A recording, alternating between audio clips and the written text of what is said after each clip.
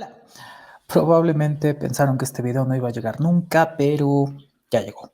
Entonces, tiene aproximadamente, no, exactamente 164 diapositivas, o sea que está cargado de mucho, mucho amor. Así que, por favor, compártanlo con sus tías, díganles que se suscriban al canal y así, porque esto se va a poner bueno. Hay varias cosas que cubrir hoy, entonces vamos a empezar. Eh, tenemos tenemos varias cosas de qué hablar. El tema, como ven en pantalla, es tablas de verdad. Y hablar de tablas de verdad implica hablar de muchas cosas respecto a qué es relacionadas con qué es la lógica clásica. Entonces, el orden del día, lo que vamos a hacer en esta presentación, en este video, es hablar de las siguientes cosas. ¿Qué cosa es la lógica proposicional clásica? Que es una prueba semántica en lógica, por supuesto. No sé si hay pruebas semánticas en otro lado. Que no es una tabla de verdad. Es decir, tabla de verdad es un nombre de pronto no tan bien escogido, se presta a confusiones, entonces vamos a hablar de qué no es y después vamos a hablar de qué sí es y finalmente vamos a hablar de cómo se hace una tabla de verdad. Entonces, pues vamos a darle, ¿no? Primero, ¿qué cosa es la lógica proposicional clásica? Contestar esto supone la siguiente pregunta, que es, pues en primer lugar, ¿qué cosa es lógica? Y ya hemos hablado un tanto de esto, ¿no? No hay una sola lógica, no se trata de un sistema o de un conjunto de creencias unívoco, último, universal y demás. Esa idea no es la que tenemos en la actualidad, las personas que estudiamos lógica. En otro momento, en otro video que dejo en la descripción de este y seguramente está apareciendo allá arriba el enlace para que puedan revisarlo si no lo han hecho, hablo de que existen distintos tipos de lógica y esto supone pues que hay distintas lógicas, ¿no?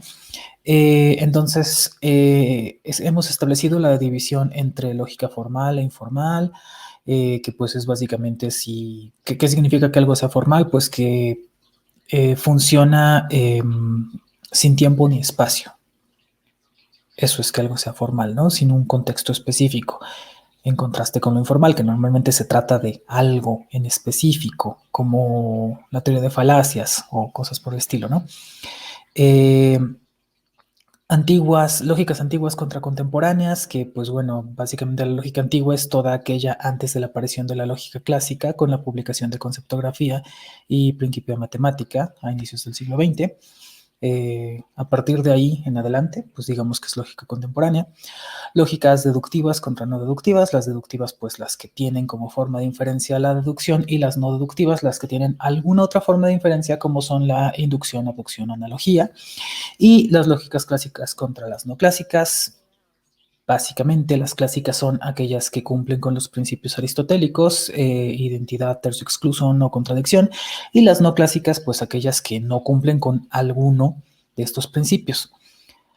Probablemente este mapa o esta información que está en pantalla no cubra todas, de hecho no lo hace, no cubre todas las formas de lógica que hay, pero sí es una buena ilustración, ¿no? Bueno, eso espero. Entonces, estos son algunos tipos de lógica. Esto ya nos da alguna información de qué cosa son las lógicas. Y, y de estas, digamos, de estos cuatro tipos de lógica, podemos observar lo siguiente. La lógica, una respuesta admisible a qué cosa es lógica es el estudio de la relación de consecuencia, la relación de consecuencia lógica específicamente. Y si vamos uno por uno en cada uno de estos rubros, si regresamos entonces a lógica formal contra informal, diríamos, bueno, es que en lógica formal y en lógica informal, específicamente sobre todo en lógica informal, es como más o menos fácil ver que pues sí, lo que nos interesa es la relación de consecuencia lógica entre lo que las personas dicen, cuando se rompe la relación de consecuencia lógica y cuando se respeta. Y eso mismo pasa en lógica formal. Vamos a ver más adelante cómo sucede. Lo mismo sucede en las lógicas antiguas contra las contemporáneas, es decir, era una preocupación ya de la lógica de los estoicos, de la lógica aristotélica y de las otras lógicas medievales, por ejemplo, cómo es o cómo se explica o cómo se logra esa relación de consecuencia. Y esto, por supuesto, sigue sucediendo en las lógicas contemporáneas. Y no se diga, pues bueno, en las lógicas deductivas vamos a ver justamente un caso muy especial, que es el que estamos trabajando ahora con las lógicas, con la lógica proposicional, que es una lógica deductiva, y vamos a ver cómo se entiende entonces esa característica de ser deductiva en la lógica proposicional. Y en las lógicas no deductivas también es importante entender la relación de consecuencia, ya sea en la inducción, porque se considera que es aceptable una generalización, ya sea en la analogía, porque se considera que algo es proporcionalmente correcto como para justificar una inferencia, ya sea en la abducción, porque algo se considera que es suficientemente explicativo respecto a dos fenómenos, ¿no? Entonces, ahí también está la relación de consecuencia y por supuesto en las lógicas clásicas, bueno, pues hay una relación de consecuencia que es la que vamos a estudiar ahorita y en lógicas no clásicas también hay una relación de consecuencia que se busca preservar o que se busca explicar cuando alguno de los principios clásicos no está vigente. Entonces, esta es una respuesta, tal vez no es la única ni la última y tal vez tampoco es la mejor, pero a partir de lo que hemos estudiado yo creo que sí es una idea buena para comenzar, ¿no? ¿Por qué pensamos que hay relación entre las premisas y la conclusión, básicamente? ¿Por qué aceptamos que un argumento es bueno, ¿no? Ok, entonces, pues sí, esa es una respuesta que atraviesa todas estas formas o todos estos tipos de lógicas de los que hemos hablado. Y esto nos lleva entonces ahora sí, a preguntar qué cosa es la lógica clásica. Y pues sería bueno contestar con estos mismos elementos. La lógica clásica, por una parte, es una lógica formal que no necesita un tiempo y un espacio específico para funcionarse.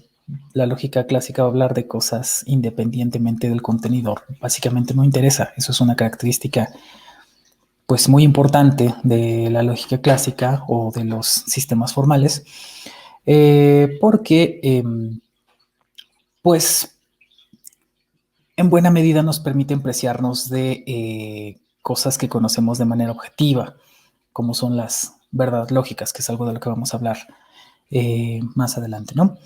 Entonces es una lógica formal, es una lógica contemporánea, en tanto que apareció pues en el siglo XX, que es como dije que está esa partición. Es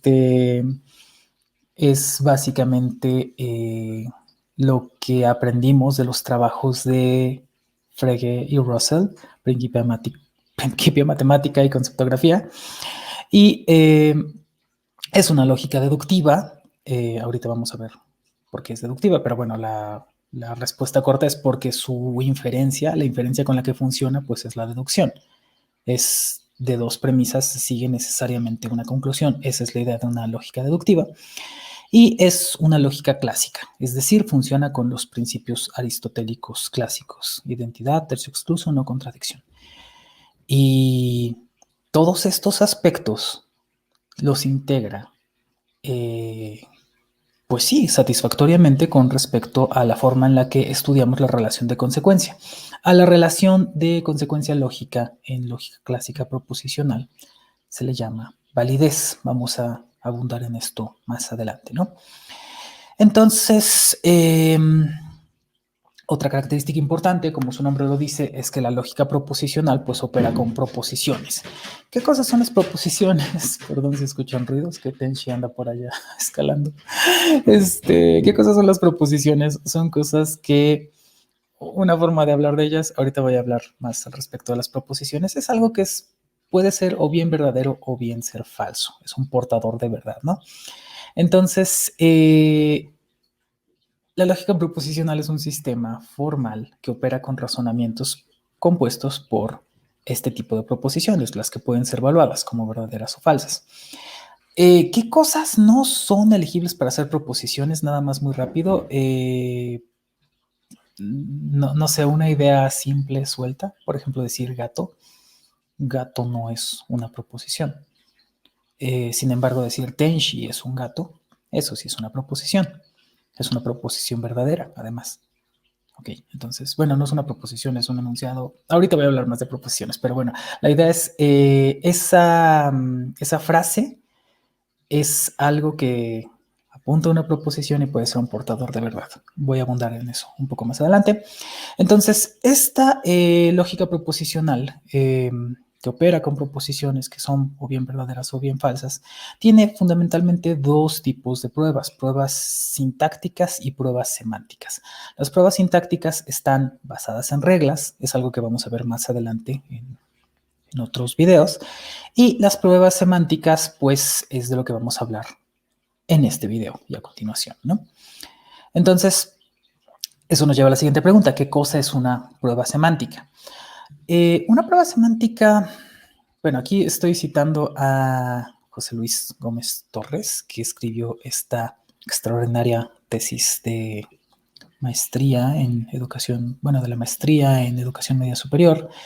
Y dice esto: la semántica de la lógica clásica atiende a la cuestión del significado de los signos o símbolos. Y es muy bonito esto que dice José Luis en este trabajo y el trabajo, y bueno, la propuesta que desarrolla en su tesis. Porque, bueno, porque él defiende que una forma de estudiar lógica que normalmente está más cargada hacia las pruebas sintácticas es también estudiarla por métodos semánticos. Y él presenta su propio método basado en los trabajos de su maestro y otras cosas. Vale mucho la pena ir a ver esa tesis. De ahí recojo esto, que no es exactamente lo que dice José Luis. Aquí estoy tomándome algunas licencias. Pero bueno, una prueba semántica o en las pruebas semánticas lo que sucede es que se determina el significado de un enunciado lógico a partir de los valores de verdad de los elementos que lo componen. Entonces, tengan eso en mente. Vamos a regresar seguramente un poquito más adelante, pero esta es una respuesta a qué cosa es una prueba semántica. Y algunos métodos de prueba semántica, ¿cuáles son? Bueno, pues por una parte las tablas de verdad, que aunque existen antecedentes, se considera que aparecieron en los trabajos de Russell y Wittgenstein. Los árboles de verdad de Jensen también son otra prueba muy popular. La deducción natural semántica de Javier Sánchez Pozos, que es justamente el maestro de José Luis, que estaba en la diapositiva anterior. El método de arañas, así le decíamos, que yo realmente no sé bien quién lo inventó. Tal vez yo lo empecé a decir así, pero no sé si lo inventó mi maestro, el doctor Raúl Alcalá, o si nos lo inventamos en el seminario de filosofía de la lógica de la FESACAT en aquel entonces, no tengo idea, pero bueno, algún día hablaremos de eso tal vez. Entonces, y seguramente hay más, hay muchas posibilidades para trabajar con lógica, con distintos métodos semánticos en lógica clásica, pero bueno, estos son algunos. En este video vamos a hablar solamente de las tablas de verdad, tal como ya se entienden a partir de los trabajos de Russell y Wittgenstein. Y ahora bien, entonces hablemos de qué cosa no es una tabla de verdad. Decía ya que este nombre pues no es el más afortunado porque sugiere cosas equívocas. Entonces vamos a hablar de qué no es, o por supuesto no es muchas cosas, ¿verdad? Pero o sea, no es, no sé, no es este dado, no es un lápiz labial que anda por ahí. No es muchas cosas, pero que no es relevantemente, ¿verdad? ¿Con qué se puede confundir? De eso es de lo que quiero hablar. Y y bueno, no que piense que alguien se va a confundir con esto, pero les traigo un pasaje que creo que espero que ilustre mi punto. En Juan 18:38, Jesús ha sido llevado a comparecer ante Pilato y entonces sucede este diálogo, ¿no? Dice Pilato, así que tú eres rey. Y Jesús responde, tú dices que soy rey, para esto yo he nacido y para esto he venido al mundo, para dar testimonio de la verdad. Y entonces dice esto, todo el que es de la verdad escucha mi voz. Y entonces Pilato pregunta, ¿pero qué es la verdad? Este pasaje es por demás oscuro y lo único que quiero decir es que si ustedes tienen una pregunta como ¿qué es la verdad? No le pregunten a Jesús, pregúntenle mejor a Bertrand Russell. Bertrand Russell dice sobre verdad y falsedad, ahí está la referencia, y también está la cita en inglés y la referencia en inglés, y está, ya le pegué el micrófono, y está esta ilustración bellísima que pueden encontrar en el sitio web de Lógica MX. Dice Bertrand Russell, una creencia es verdadera cuando hay un hecho correspondiente y falsa cuando no hay un hecho correspondiente. Entonces aquí ya nos dice algo muy importante. La verdad no es algo en sí mismo, sino la verdad es algo que se predica de cosas.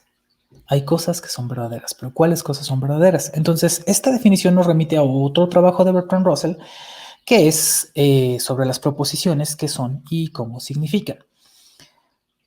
La proposición la define Russell como lo que creemos cuando creemos con verdad o falsedad. Ok, entonces aquí ya se puso interesante el asunto. La verdad no es algo en sí mismo, sino es algo que se predica de oraciones o de proposiciones, por ejemplo. Y abundemos un poco más en este tema de las proposiciones.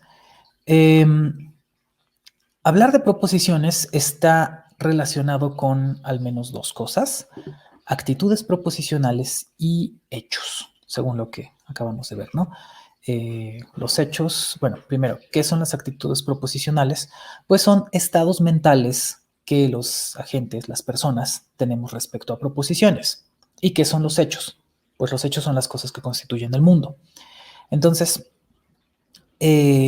por ejemplo, una actitud proposicional es deseo atrapar un Lamiao shiny, como el que está en pantalla. Desear es una actitud proposicional. Temo que mi rival tenga un Lamiao shiny. Eso también es una actitud proposicional, es una actitud proposicional distinta. Temer. Creo que mañana atraparé un Lamiao shiny. Esa es otra actitud proposicional, creer. Desear, temer, creer y otra serie de disposiciones mentales que tenemos con respecto a las proposiciones son las actitudes proposicionales. Eso por una parte, son esas cosas que están como que en nuestra vida mental. Y por otra parte están los hechos. Un hecho es que Glamiao proviene de la región Hoenn. Y otros hechos, ¿no? Como que este dado es blanco. Entonces, esto ya supone que podemos hablar de alguna forma de objetividad. Entonces, eso es importante porque habiendo objetividad puede haber evaluación verdadero o falso. Seguramente voy a regresar a esto más adelante. Entonces, el tema es que estos dos elementos, estos tres elementos, las proposiciones, las actitudes proposicionales y los hechos, ya nos muestran que nuestra relación con las proposiciones es un asunto complejo que puede ser estudiado desde al menos 5 enfoques disciplinares, que son el epistemológico, el lógico, el ontológico, el lingüístico y el psicológico. ¿Y eso qué quiere decir? Epistemológico tiene que ver con cómo establecemos creencias, cómo fijamos nuestras creencias o cómo las revisamos, cómo pensamos que algo es verdadero o falso, básicamente. El lógico tiene que ver con cómo concebimos la relación entre verdad y falsedad.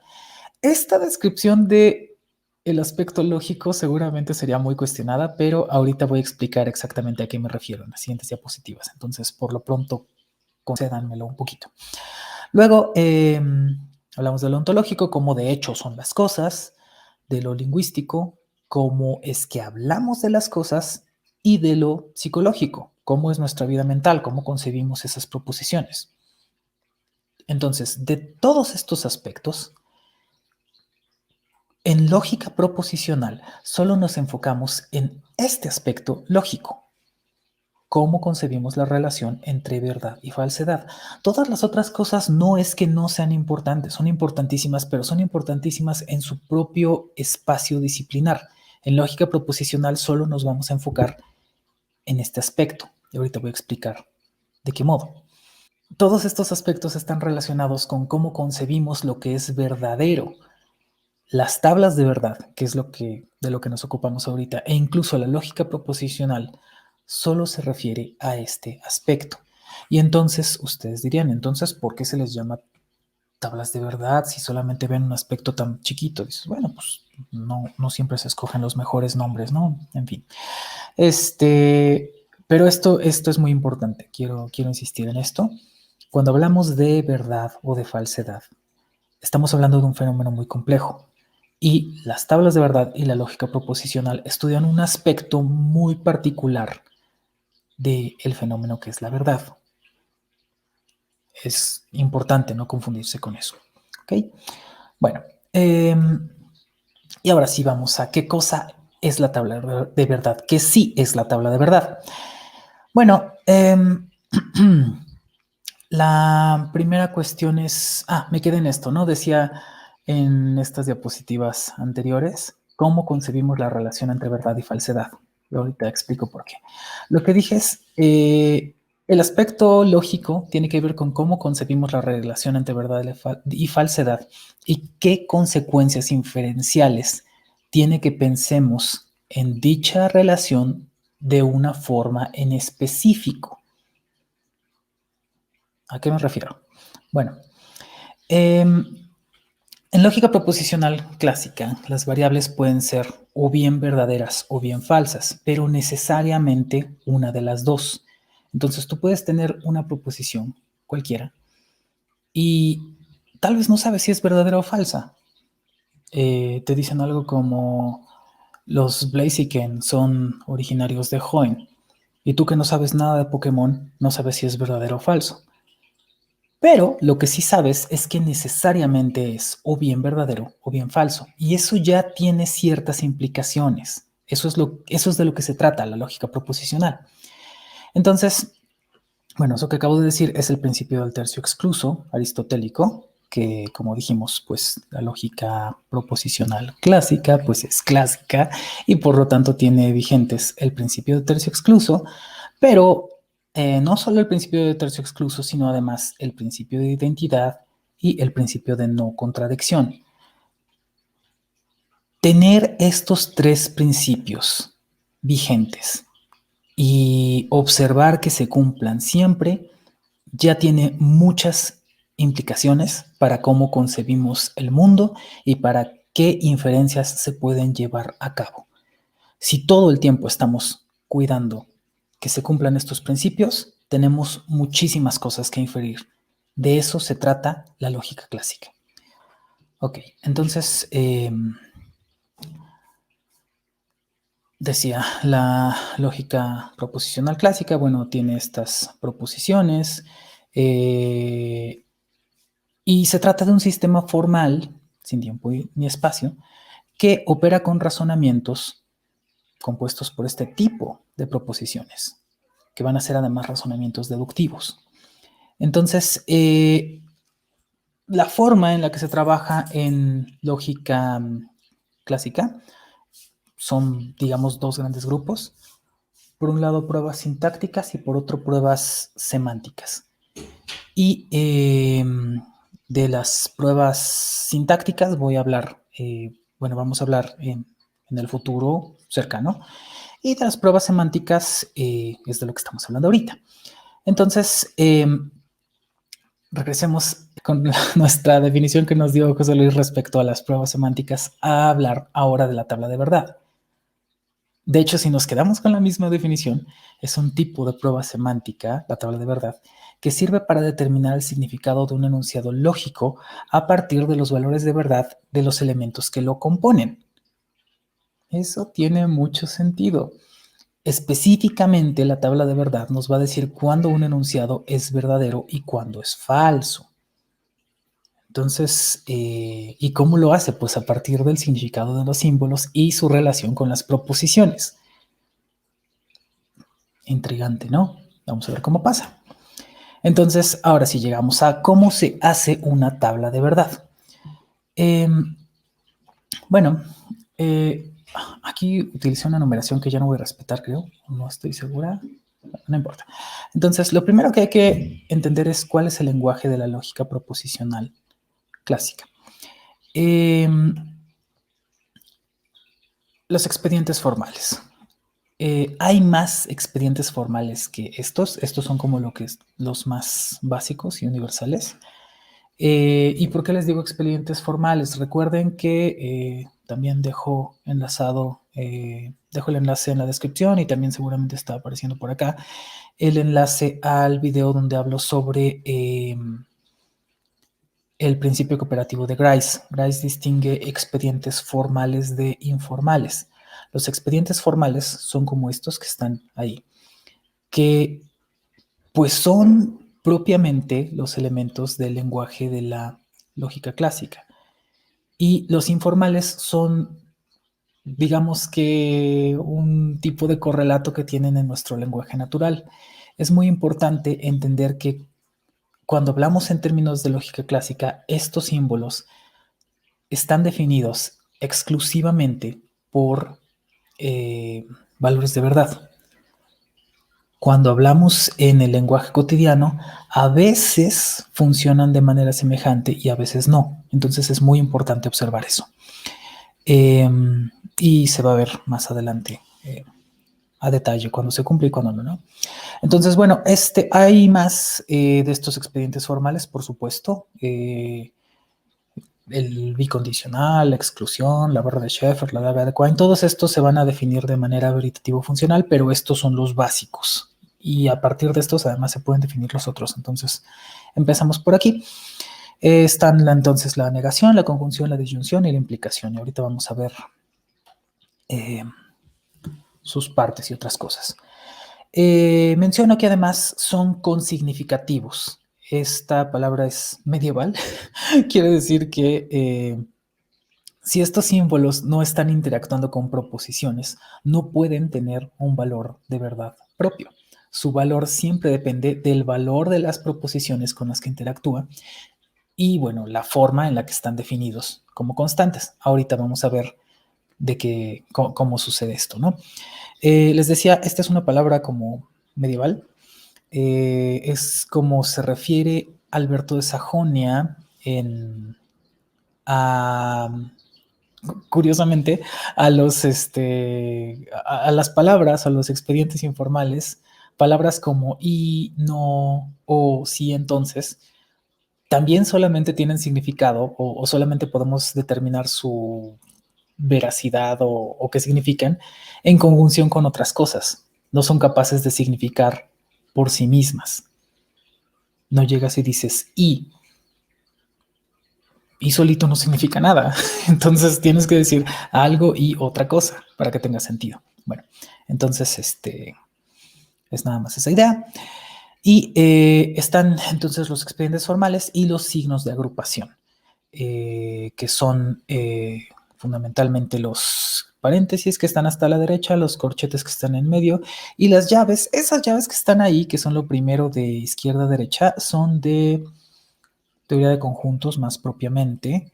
Entonces, la gente purista de la lógica diría que todo está mal, que estás vandalizando el lenguaje y otras cosas, pero yo creo que son dibujos que nos sirven para ordenar nuestras ideas y pues nada, demándenme, ¿no?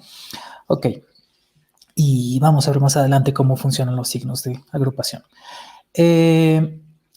Entonces, empezamos con cómo funcionan estas variables proposicionales o estas proposiciones. Y lo primero es esto. Las proposiciones, ya habíamos dicho, son necesariamente o bien verdaderas o bien falsas. Entonces, cuando tú tienes una proposición cualquiera, este es un dado blanco, Tenshi es un gato, bueno, es una gatita, Pen acabó de maullar, es algo que puede ser o bien verdadero o bien falso, pero necesariamente una de las dos. Ahora, en pantalla están viendo una notación, en distintos libros lo van a hacer de manera distinta. Uno para verdadero, cero para falso, o B para verdadero, F para falso, o esta, digamos, T para verdadero y la T invertida para falso. Entonces pueden encontrar esas distintas notaciones que significan lo mismo. Y digo ahí, las proposiciones tienen el mismo valor de verdad en cada ocurrencia, es decir, son idénticas a sí mismas. Ahorita se va a entender más claramente qué quiero decir con eso. Y son necesariamente o bien verdaderas o bien falsas. Básicamente eso.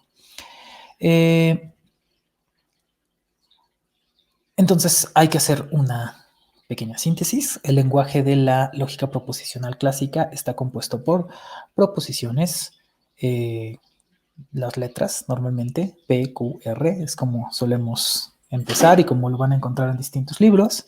Las constantes o expedientes formales, es decir, las conectivas, la negación, la conjunción, la disyunción o la implicación, y los signos de agrupación, los paréntesis, corchetes y en este caso las llaves, ¿no? Básicamente es eso. Y vamos entonces al correcto uso y partes de los operadores. Entonces, lo primero que tenemos es la negación, que se trata de un operador monádico. ¿Qué significa que es monádico? Que solamente, bueno, que para operar solamente necesita relacionarse con una proposición. Entonces, ahí tenemos una proposición P y una negación.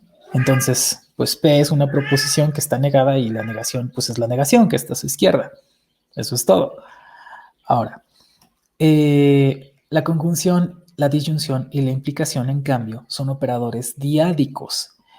¿Eso qué significa? Pues que tienen proposiciones o que tienen letras o variables proposicionales a ambos lados, a la derecha y a la izquierda. En este caso, tienes a P y Q, S o no R y P implica P. Entonces vamos a ver sus partes. A la izquierda lo que tienes es la conjunción que está aquí señalada en medio de la P y la Q, y tanto P como Q se llaman coyuntos. P es el coyunto de la izquierda, Q es el coyunto de la derecha. Después tenemos la disyunción que está en medio de S o R. S y R son disyuntos, S es el disyunto de la izquierda, R es el disyunto de la derecha. Y en el caso de la implicación, sucede que cada parte tiene su propio nombre. P en este caso está en el lugar del antecedente y Q está en el lugar del consecuente. Entonces, esto es importante porque se va a ver con mucha más claridad cuando tengamos las tablas de verdad y sobre todo cuando tengamos reglas de equivalencia. Pero lo que sucede es que la relación de conjunción y disyunción pues es, bueno, digamos que la tabla de verdad de alguna forma es simétrica, o al menos que la relación de conjunción y disyunción admite conmutatividad. En cambio, la de implicación no la admite. Por eso es que tiene cada parte su propio nombre. Muy en breve, que es lo que estoy diciendo y de manera informal y sencilla, decir P y Q es lo mismo que decir Q y P. Decir este dado es blanco y Pen está maullando es lo mismo que decir Pen está maullando y este dado es blanco. No así si P entonces Q es lo mismo que si Q entonces P. Si no sé, algo como si llueve, entonces el patio se moja, no es lo mismo que si el patio se moja, entonces llueve. Entonces, de manera muy intuitiva quiero señalar nada más esto. Vamos a desarrollarlo a más detalle más adelante. Entonces, otra cosa importante es que para tener significado, los operadores deben estar adecuadamente acompañados por proposiciones. Es decir, esto que está acá, la P junto a una conjunción, tienes un coyunto, digamos que es la P del lado izquierdo y luego nada del lado derecho, bueno, pues eso no logra ser una fórmula que tenga significado.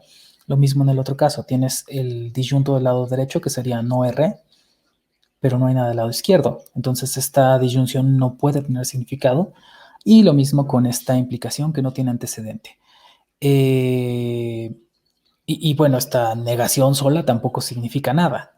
No puede ser verdadera ni falsa si no está acompañada por una proposición, porque no tiene entonces de dónde tener valor de verdad. A eso me refería con que son consignificativos. Y fórmulas de este tipo son bueno, no se consideran fórmulas bien formadas para pronto. Entonces, bueno, entendido esto, vamos a la definición, ahora sí, de los expedientes formales, tal como se entienden en la lógica clásica. Y empezamos con lo más sencillo, que es la negación. Todo el mundo sabe esto. La negación de una proposición tiene el valor de verdad opuesto a la proposición. Entonces, tienes una proposición que es, si es verdadero que Pempen está maullando, pues su negación tiene que ser falsa, ¿no? Es falso que Pempen no esté maullando. Y viceversa. Si Pempen estuviera callado, diríamos, es falso que Pempen esté maullando. Y decir que no es cierto que Pempen esté maullando sería verdadero. Sí. Y bueno, esto por supuesto sale en... Vaya, afortunadamente la negación no es algo muy difícil de entender, sale hasta en Shrek 2, cuando saben que la acumulación de negaciones, cuando es par es equivalente a una afirmación y cuando es non es una negación, básicamente, ¿no?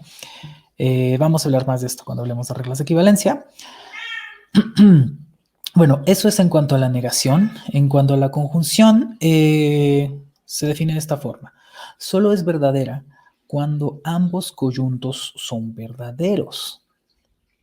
Es decir, si tanto P como Q son cosas que son verdaderas, entonces la conjunción es verdadera. Pero si P es verdadero y Q es falso, entonces la conjunción es falsa. Si P es falso y Q es verdadero, la conjunción es falsa. Y si los dos son falsos, la conjunción también es falsa. Esa es la definición de la conjunción. Ahorita vamos a verlo en acción, no se preocupen. La disyunción se define así: solo es falsa cuando ambos disyuntos son falsos.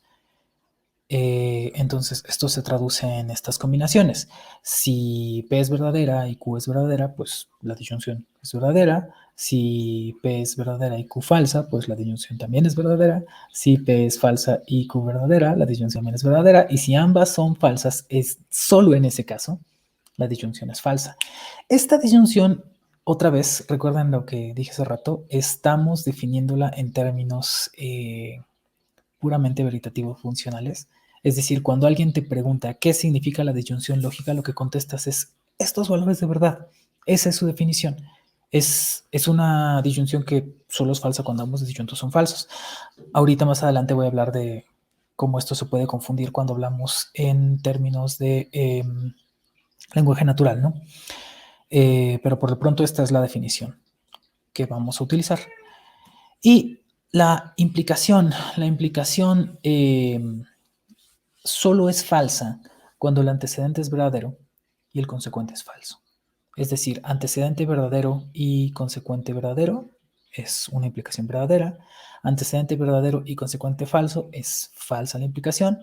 Antecedente falso y consecuente verdadero es verdadero, y antecedente falso y consecuente falso también es verdadero. Esto tal vez ahorita no tiene mucho sentido, pero en breve vamos a verlo más en acción y espero que se entienda más claro. ¿Por qué? Porque en este momento solo quiero dar las definiciones y ya que tenemos las definiciones podemos ponerlos en acción.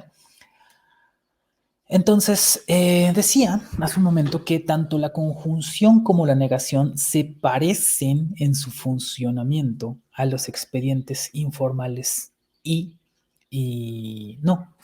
Es verdad que en general utilizamos la negación tal cual como está definida en la lógica clásica. Cuando una proposición es verdadera, pues su negación es falsa, y cuando una proposición es falsa, su negación es verdadera. Y en el caso de la conjunción, pues también lo utilizamos así. Decimos que una conjunción o que la palabra y solo se usó adecuadamente cuando las dos cosas que está vinculando se cumplen. La clase de lógica es los martes y los viernes, ¿no? Según está calendarizado, pues esas dos condiciones se cumplen. Entonces lo que dije es cierto. Pero si no fuera el caso, cualquiera de las dos cosas faltara, entonces no se diría que esa conjunción es verdadera, y por supuesto tampoco se diría que es verdadera si ninguno se cumpliera, ¿no?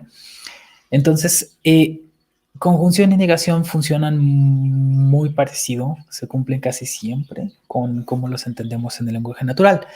En cambio, disyunción e implicación no pueden prestarse a muchas confusiones porque no se parecen en su funcionamiento a los expedientes informales o sí, entonces. ¿Por qué? Porque en el lenguaje utilizamos esas palabras de una forma un tanto distinta. Vamos a la tabla de verdad, primero de la disyunción. En el caso de la disyunción decimos siempre es verdadera salvo cuando los dos disyuntos son falsos.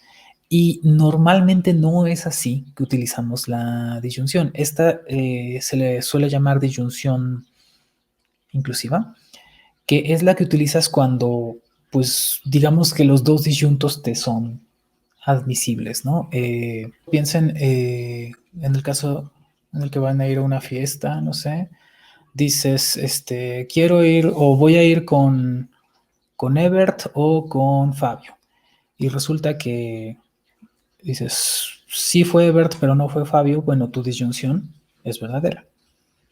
Sí fue Fabio, pero no Ebert, tu disyunción es verdadera. Fueron tanto Fabio como Ebert, tu disyunción es verdadera.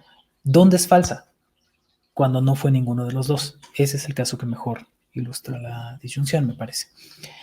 Y con la implicación sucede algo parecido. Lo que suele prestarse a confusiones es que a veces bueno, esto se llama, su nombre completo es implicación material. Está definida tal cual como lo estamos viendo ahí, con los valores de verdad. Y a veces en el lenguaje natural hacemos implicaciones, digamos, un poco más fuertes que esta que está aquí. Esta, creo que aquí, sí, aquí lo dije. Decía ya lo que acabo de decir de la disyunción, se parece a la disyunción incluyente. En el lenguaje natural a veces utilizamos implicaciones que son más fuertes que esto que está aquí. Utilizamos cosas más parecidas al bicondicional y otras relaciones que no necesariamente corresponden con esta que está aquí.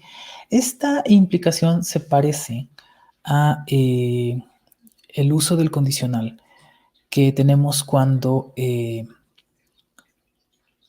arrojamos hipótesis o hacemos promesas o amenazas. El ejemplo que siempre les doy es si ganas la Olimpiada en lógica, entonces te llevo a Disneylandia, ¿no? Entonces, en el primer renglón vemos, por ejemplo, dices, bueno, si se cumple el antecedente, ganas la Olimpiada en lógica, y se cumple el consecuente, te llevo a Disneylandia, entonces, pues, la implicación es verdadera, o diríamos que la promesa era verdadera, ¿no? En el segundo renglón, que es el relevante, es donde ganas la Olimpiada en lógica, pero no te llevo a Disneylandia. Entonces dices, mira, esa promesa era falsa. En el tercer renglón es muy curioso porque si no se cumple el antecedente, si el antecedente es falso, aunque el consecuente sea verdadero, es decir, aquí lo que estoy diciendo es, no ganaste la Olimpiada en lógica, pero de todas formas te llevé a Disneylandia, curiosamente la implicación es verdadera. Y en el último renglón lo que tienes es los casos en los que es falso. Si no ganaste la Olimpiada en Lógica y tampoco te llevé a Disneylandia, bueno, en ese caso también la implicación o la promesa era verdadera. Es algo muy curioso, ¿no? Entonces, aquí lo relevante que es distinguir que esto no es exactamente como en el lenguaje natural. Vamos a tener otras conectivas que se asemejan más, pero también van a tener sus limitantes, número uno. Y número dos, lo que no hay que perder de vista es las definiciones de los expedientes formales están dados solamente por sus valores de verdad, tal como lo estamos viendo en las tablas. Ahora bien, vamos a las tablas de verdad en acción, que ya es la última sección. La pregunta sería, ¿cómo se asignan los unos y los ceros?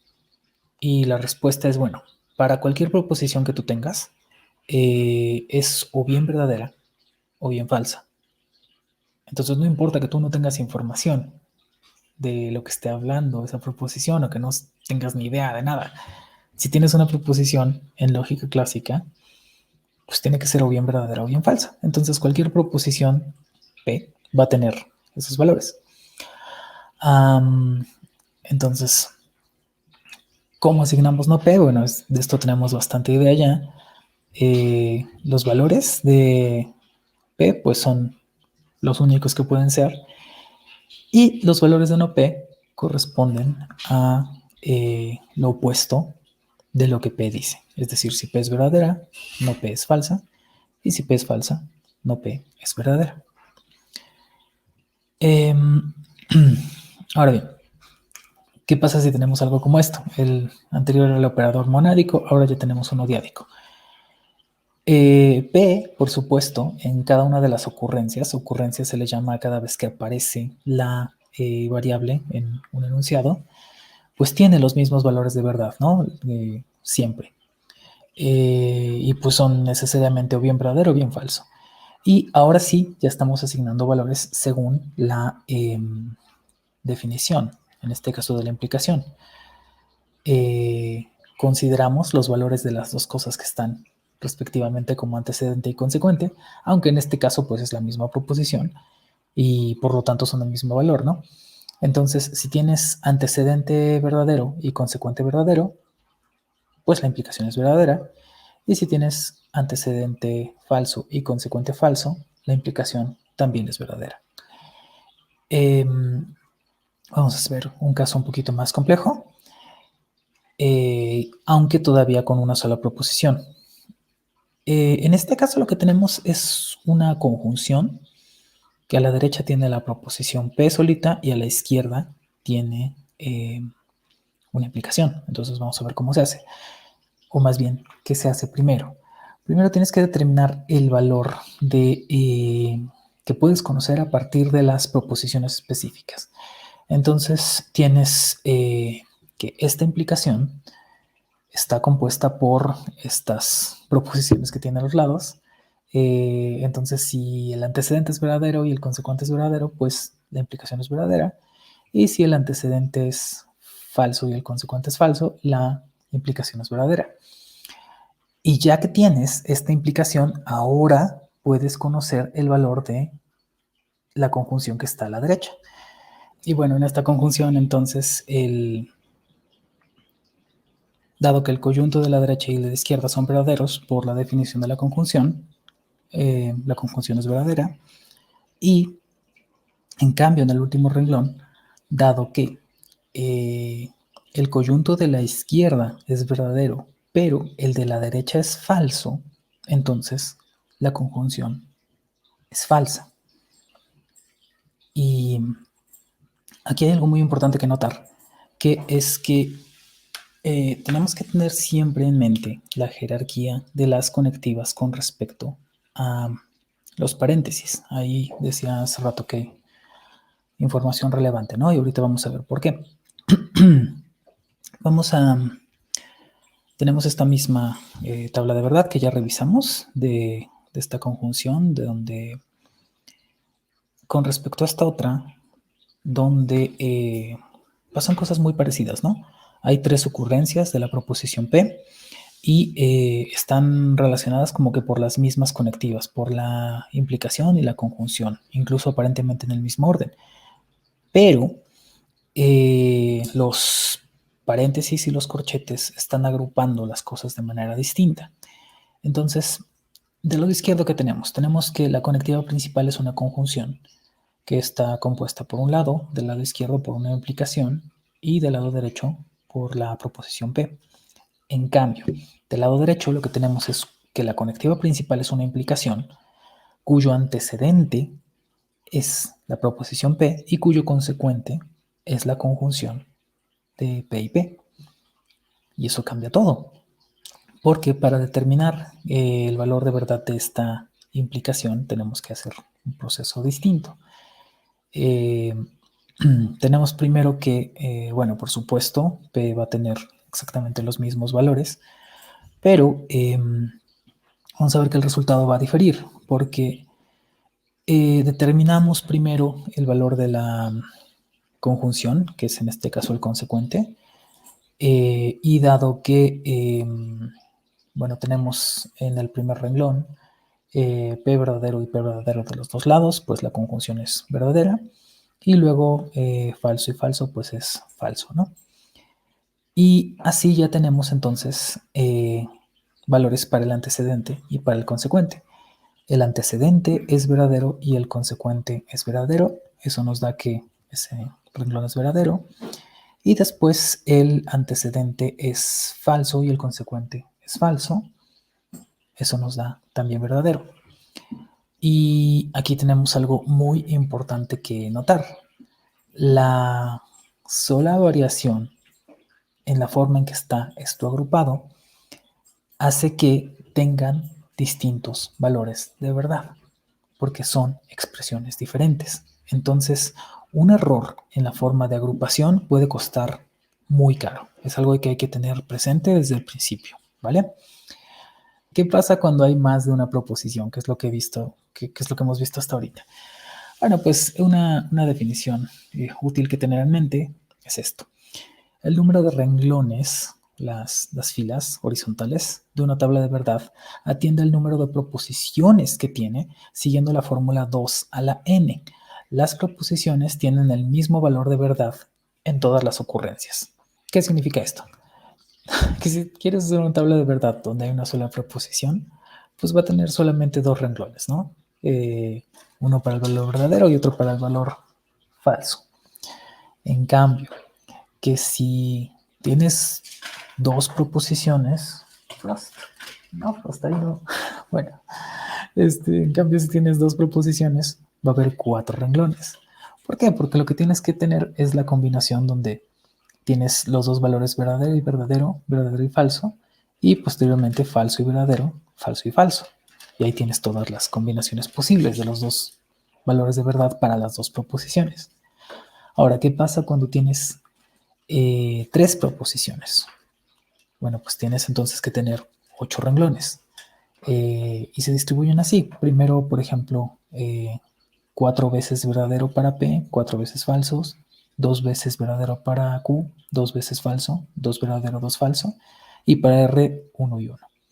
Y lo que te da eso son todas las combinaciones posibles, donde los tres son verdaderos, donde dos son verdaderos y uno falso, donde el primero es verdadero, el segundo falso y el tercero es verdadero, donde el primero es verdadero y los otros dos son falsos, donde el primero es falso y los otros dos verdaderos, donde el primero es falso, el segundo verdadero y el tercero falso, donde los dos primeros son falsos y el primero es verdadero, y donde todos son falsos.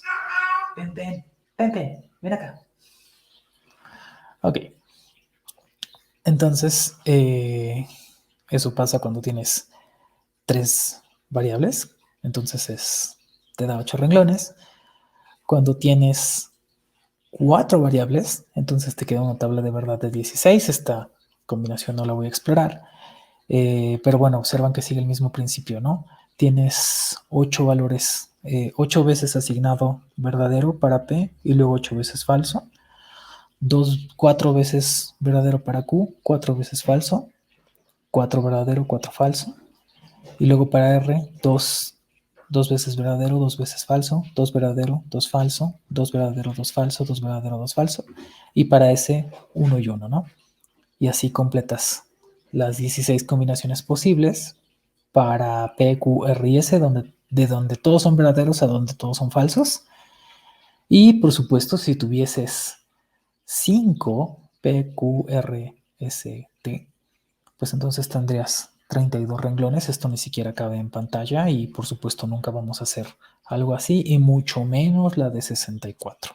Entonces, hay otros, justo por este tipo de crecimiento, la tabla de verdad pues yo creo que el límite de una tabla de verdad razonable que hacer, pues es la de 4 proposiciones.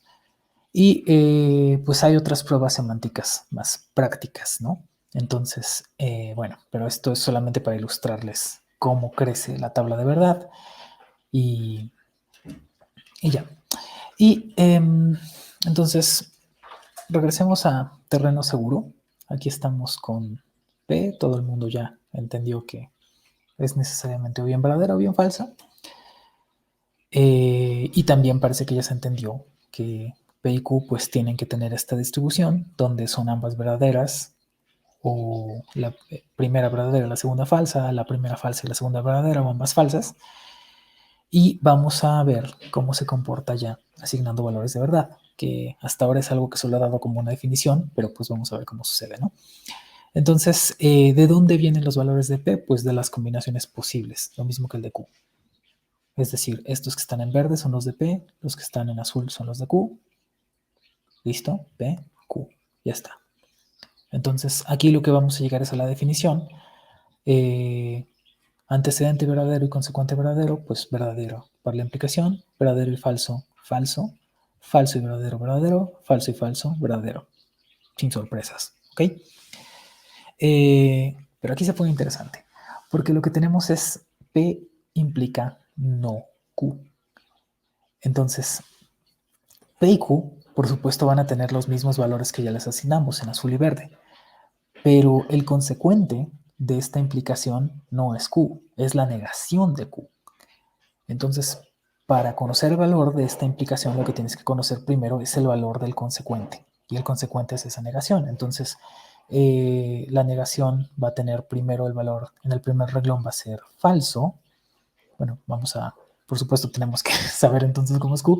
En el primer renglón va a ser falso, en el segundo verdadero, en el tercero falso y en el cuarto verdadero. Y este va a ser entonces el valor del consecuente y va a determinar ahora cómo es el valor de la implicación. Tenemos que considerar estas dos columnas.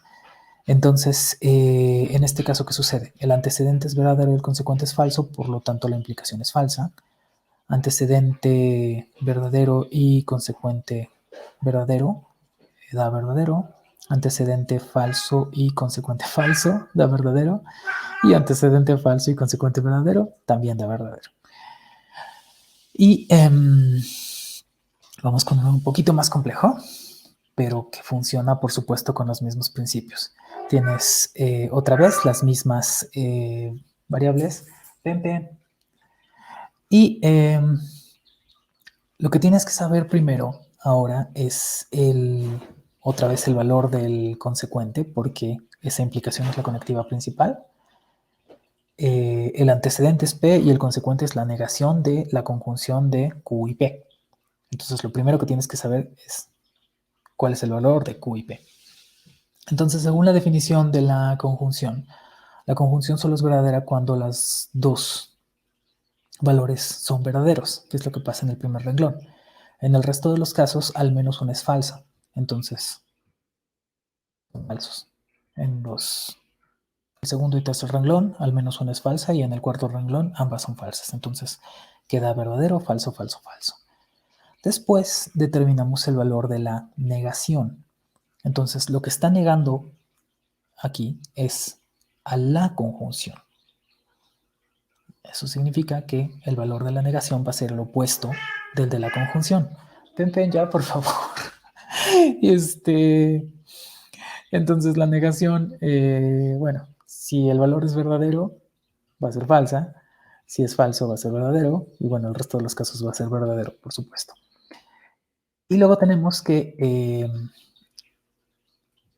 estas dos columnas nos van a dar el valor de la implicación. Si el antecedente es verdadero y el consecuente es falso, pues va a ser falso.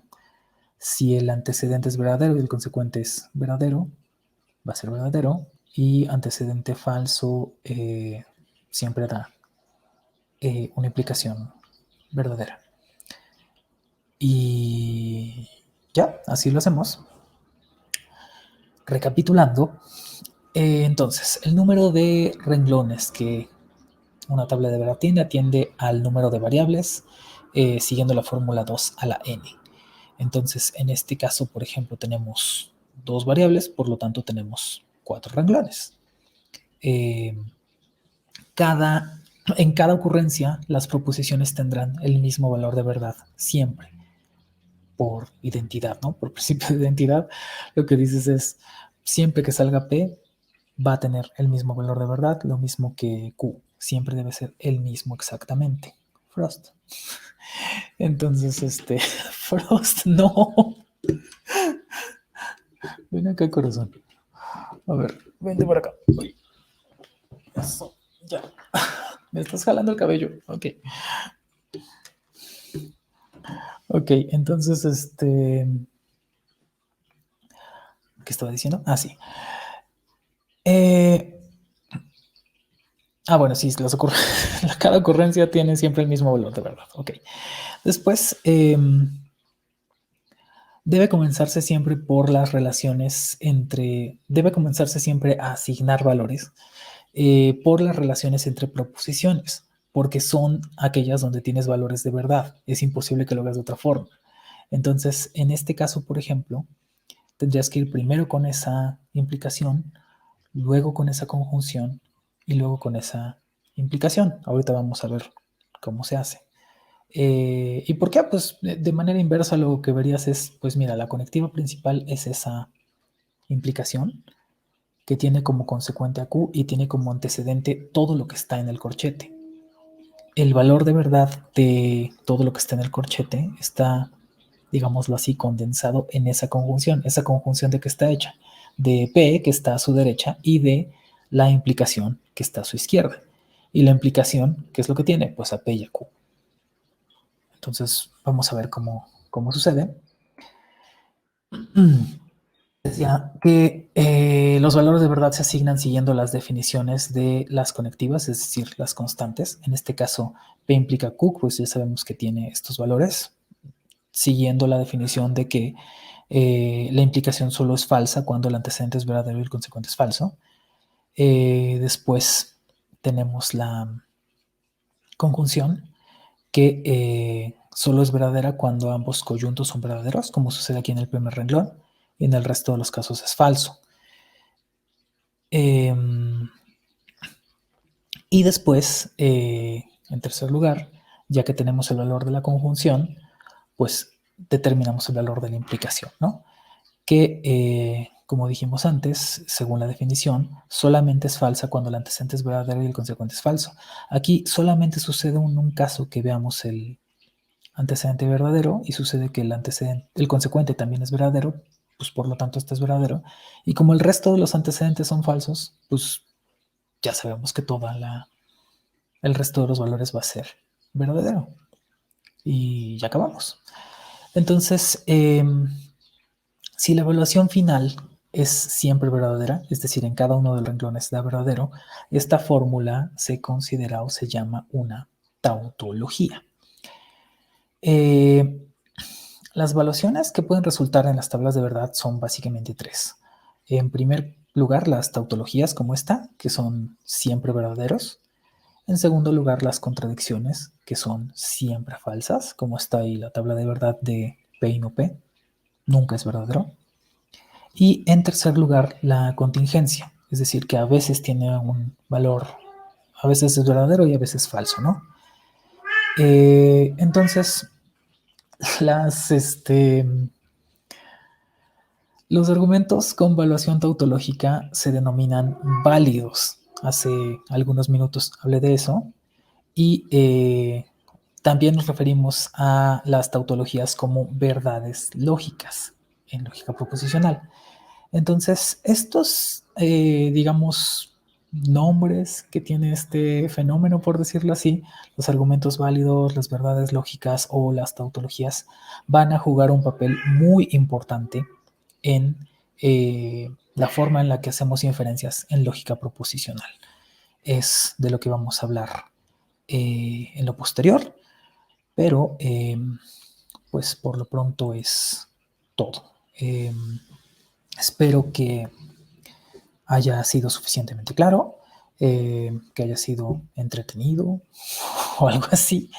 Y por supuesto, esto queda más claro cuando hay ejercicio asignando valores de verdad, se aprenden o se afianza el conocimiento o la comprensión de las definiciones de las conectivas, y un momento posterior es cuando se estudia ya propiamente la deducción en lógica proposicional. Es todo por el video de hoy. Pues nada, si el video les gustó, por favor denle like, compártanlo con quien piensen que pueda necesitar de una explicación de cómo se hace una tabla de verdad, y suscríbanse al canal y recomiéndale a la gente que se suscriba. Eso nos ayudaría mucho a Frost, a Pempen y a mí. Yo Tenchi que anda por ahí. Muchas gracias.